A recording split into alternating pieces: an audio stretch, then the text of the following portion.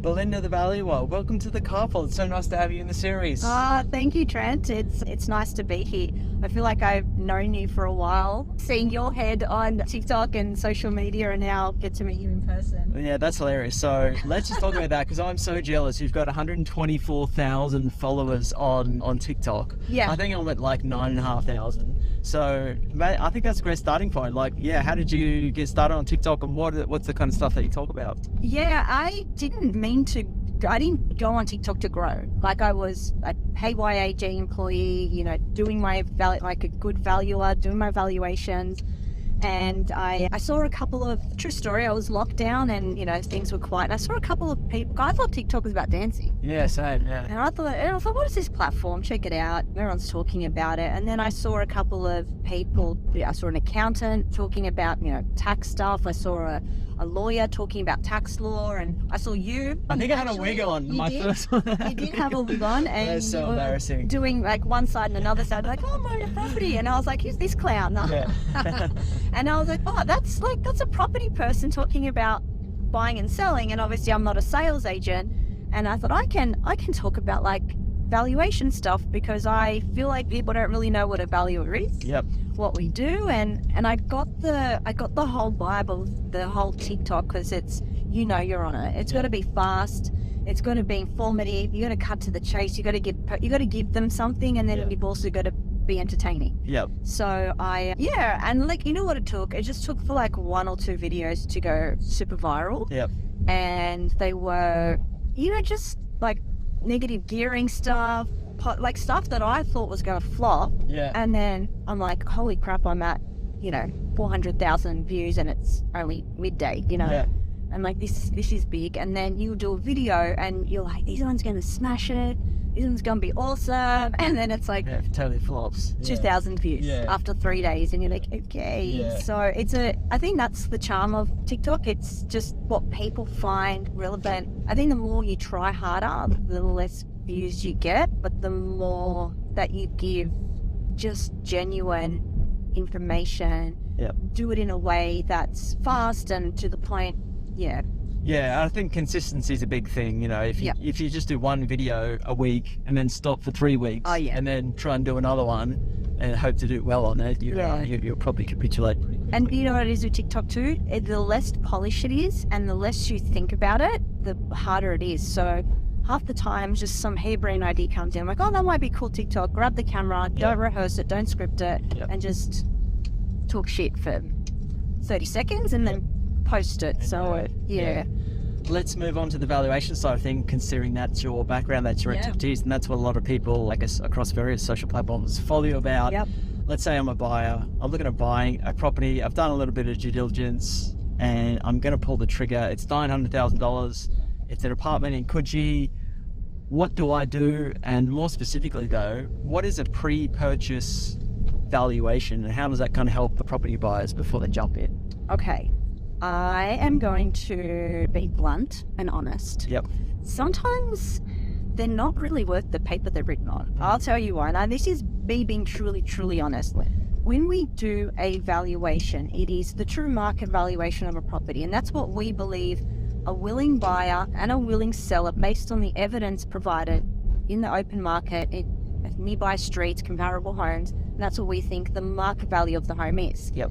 Now, we know and understand that the property can very well and truly go above that come auction day or sales day. Yeah. Because there's one thing we can never, and it's not tangible, and we can't put that in writing on a piece of paper, is the emotion. Because property, although so bear with me when I explain it this way, it's a fixed bricks and mortar on a fixed block of land.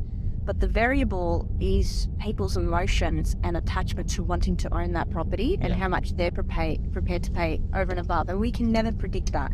You can't even as well. Like there'll probably be some sales that you go to and you're like, wow, how would you buy that much? But you find out, oh, my mother-in-law's down the street. The kids go to school here. It's walking distance to, this particular train station that I want to, hence paying more for it. Yeah.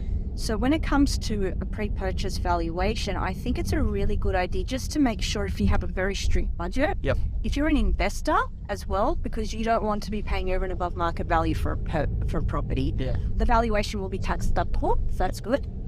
But try and get a company, because this is what I do, and selling my service or anything, but I try and have a verbal conversation with my clients around it. A lot of valuers will just give the document and then say, okay, here's your but with no context around it. Yeah, sure. And people don't know how to read valuations. So if anyone is getting a pre-purchase, ask for a range and say to the valuer, what's fair market value, but what is the absolute upper end range that you think if I paid over and above this, I'd have trouble justifying a valuation to the bank. Yeah, gotcha. Okay? And also a little bit of commentary and explanation around that valuation, and get that up front, perhaps in writing in an email.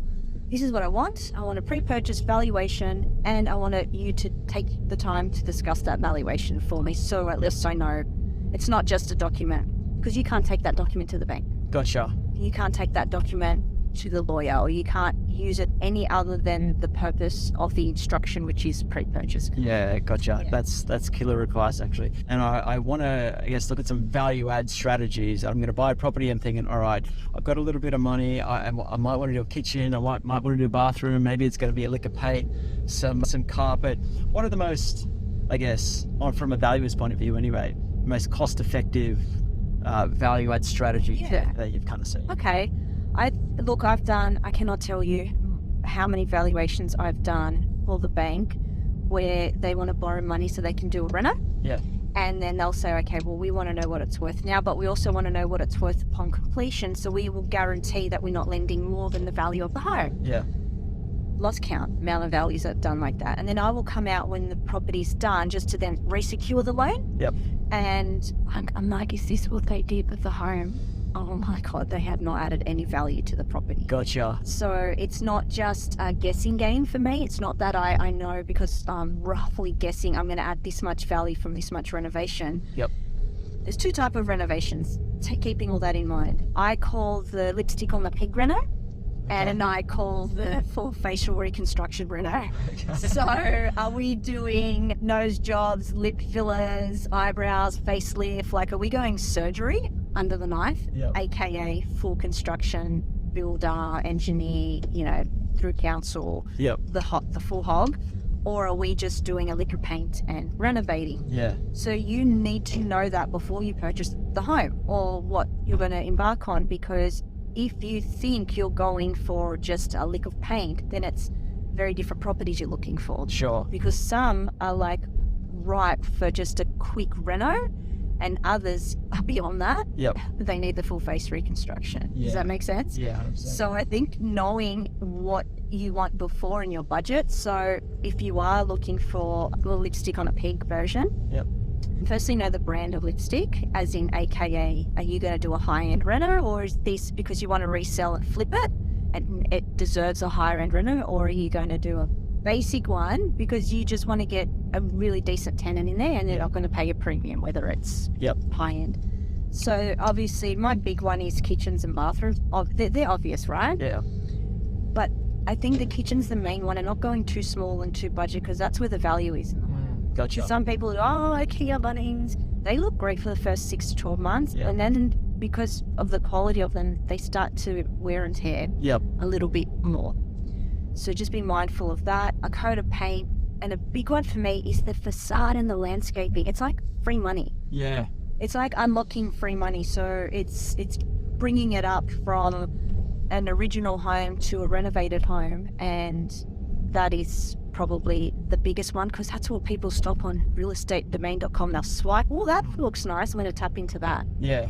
Whereas the ugly ones are like, just keep going. Gotcha. And they may not stop and look, so you've already lost a buyer before you've even had a chance. Yeah, I see. And then the big one, the full face reconstruction renovation, I would say it is so important to put a budget and a plan in place first. That's some great advice. Let's say I'm looking at buying a nice brand new, it's off the plan, it's apartment, it's a high density area.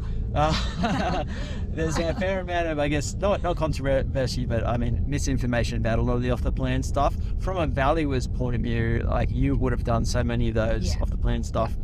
where do you sit on off the plan, all the brand new stuff? I love them for an owner-occupier. Yep. I don't mind them for someone entering into their, as they call their twilight years or their golden years, and they're like, you know what, I don't want the yard. The kids have moved out.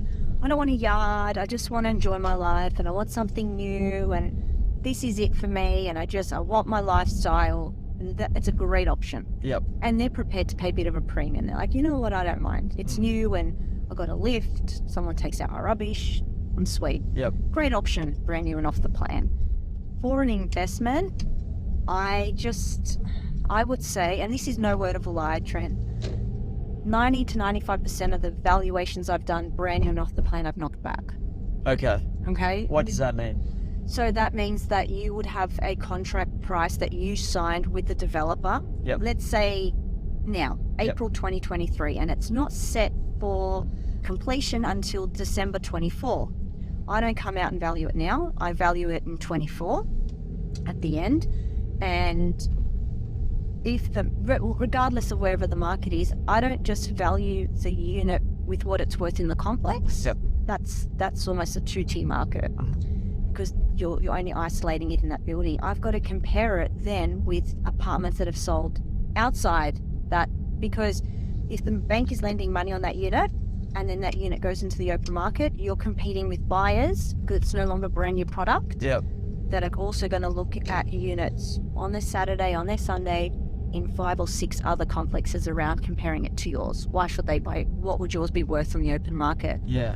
Because we don't value it as a brand new unit. Like brand new, we value it as a unit exercised in the open market, not the market within that building. Gotcha. Because the developer will very strategically say, okay, this is what level 6 sold for, level 10, you're on level 23, and this is what level 30 sold for. So given those sales, yours should sit around here. You're like, okay, but they don't compare it with outside. So when we do that analysis and that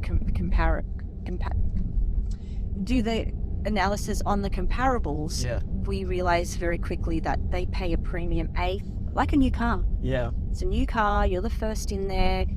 The developer puts their magic on they massage the numbers with marketing, with profit, and then you're paid a premium. And I don't like them as well because a lot of the value is in the improvements and not the land per se. Yeah, gotcha.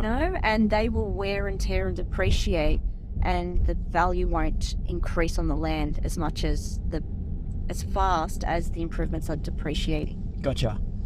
So what you're saying is, like, let's say I buy it for $1 million today, I sign a contract, it gets built in 2 years' time, and then in 2 years' time you do your analysis, and you're like, Trent, I'm not sure if it's worth $1 million anymore. Yep. Based on my analysis, it might be like 980 or 950, or whatever that kind of number is.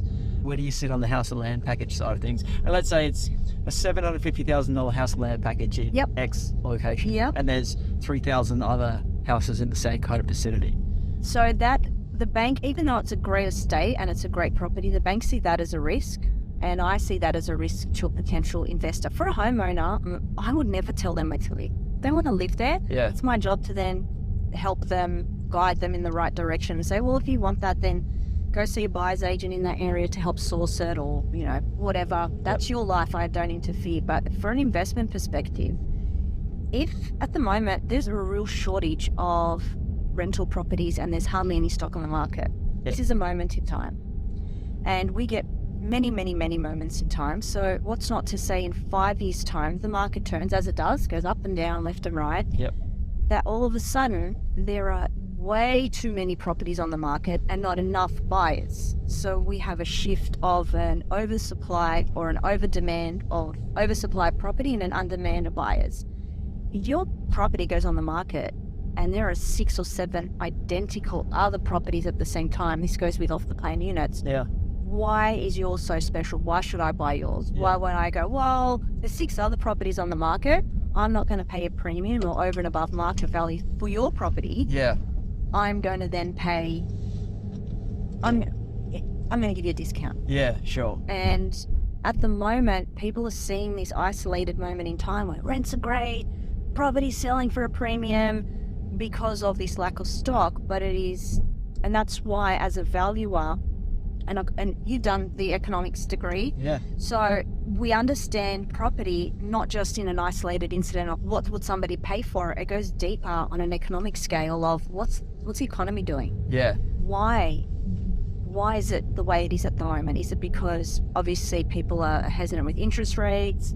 People don't want to sell unless they have to, whatever reason. There's a lot of people moving out of the city. We've got to understand, because on our valuation, we have to give a bit of an economic overview, not just so I want to know what is driving people not to sell, what the market's doing. But back in 17 years as a valuer, I've seen way too many properties on the market, no one buying. Yeah.